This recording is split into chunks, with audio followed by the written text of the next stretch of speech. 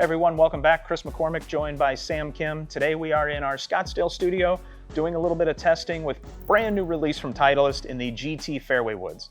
So going to be doing some testing today with GT2 GT3. Before we get into the bay, make sure give us a like, subscribe to the channel, and I'm going to have Sammy hit some shots for us. Thanks for having me. Let's do it. All right, Sam. So in the hitting bay here, we're going to start our test today with new GT2. So GT2 is going to be basically that user-friendly fairway option, easy to launch, most forgiving platform that they have in the Titleist GT family. Let's see how this stacks up, and first impressions at address, what do you see here? Looks really good. I don't think it looks too much different than TSR in a good way. I think it's simple. That GT logo on the top for alignment looks great. Bottom looks great. Looks like it's really easy to hit. Nice. Let's go ahead and rip some.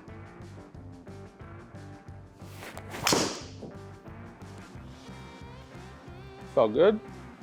I mean, right out of the gate, acoustics, even though they've changed that crown material and now they're using a brand new proprietary technology called thermoform, and it's kind of that wraparound crown like we talked about when we were referencing the new tech in the GT driver line. In GT Fairway, they were able to take that weight, keep it low, push it forward, creating that high launch, low spin fairway option. We're testing at 16.5 degrees, so it's closer to that like 3 HL. Spin might be a little high, but I mean, for you putting up 173 miles an hour of ball speed, that's pretty impressive coming off of almost a 4-wood.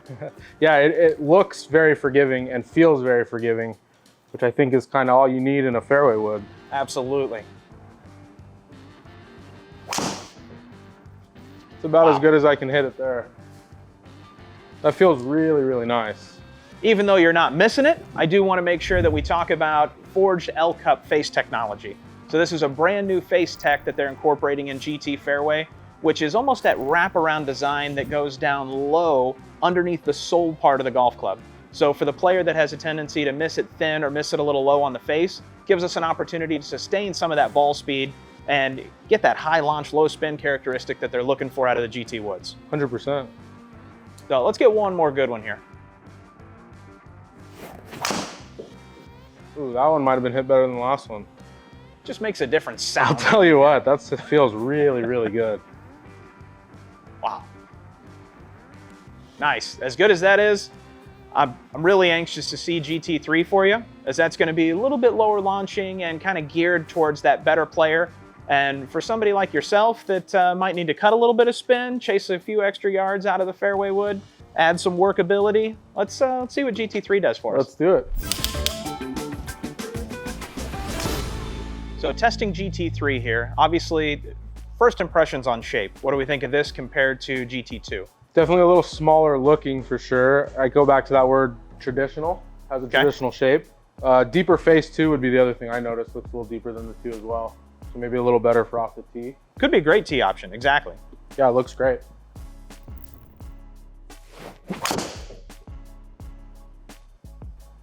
That felt nice. And that was pretty impressive right out of the gate, first shot.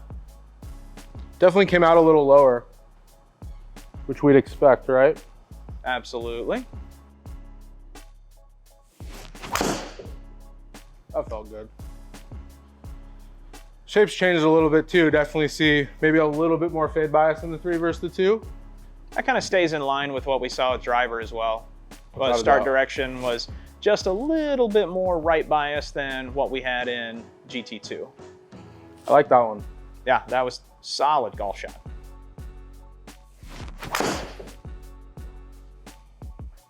Good looking ball there. That feels good. I like that.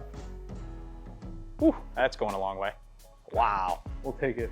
I would say that's a pretty healthy carry and a pretty good representation of GT3 here. Yeah, absolutely. So with that, let's bring it back. Let's take a look at the data and see how GT2, GT3 stack up next to each other.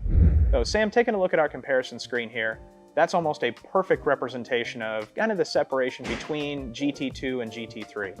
Between ball speed, spin, I mean, overall carry, dispersion is huge. Dispersion for sure. That's the first thing that jumped out to me. I mean, looking at this and seeing how tight and consistent GT2 was with just a little bit more spin, not quite as much carry. Apex height, when we were looking at the difference between 2 and 3, was obviously a little higher by design. Yep. So anything jumping out to you?